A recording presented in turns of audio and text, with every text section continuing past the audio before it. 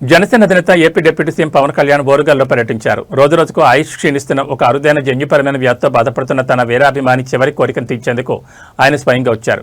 ఆ బాలుడి ఇంట్లోనే దాదాపు 40 నిమిషాల పాటు సరదాగా గడిపారు. స్వయంగా నిరంజన్ ఇంటికి వెళ్లి అతన్ని పరామర్శించారు. నిరంజన్ మంచంపై కూర్చుని అతన్ని ఆత్మీయంగా హత్తుకున్న పవన్ తిరుమల శ్రీవారి తీర్థప్రసాదాలు అందించి ఆశీర్వదించారు. నిరంజన్ చూసేందుకు వచ్చిన పవన్ కళ్యాణ్ లేవలేని స్థితిలో ఉన్న అభిమాని చూసి చలించిపోయారు. అతని మంచంపై కూర్చుని ఆత్మీయంగా హత్తుకున్నారు. నుదుటిపై ముద్దు పెట్టి ఆప్యాయంగా పలకరించారు. అతనితో చాలా సమయం గడిపారు. తల్లిదండ్రులతో మాట్లాడి ఆరోగ్య పరిస్థితిని తెలుసుకున్నారు. ధైర్యంగా ఉండాలని కుటుంబ సభ్యులకు మనోధైర్యం నింపారు. నిరంజన్ పరామర్శించిన వెంటనే పవన్ కళ్యాణ్ నేరుగా వరంగల్ భద్రకాళి అమ్మవారి ఆలయానికి వెళ్లి ప్రత్యేక పూజలు నిర్వహించారు. పవన్ కళ్యాణ్తో పాటు Janasena party Telangana in charge Shankar Goud, party ప్రధాన కార్యదర్శి రామ్ తాళూరి, పార్టీ నాయకులు రాధారాం, రాజలింగం, ఆర్కే సాగర్ తదితరులున్నారు.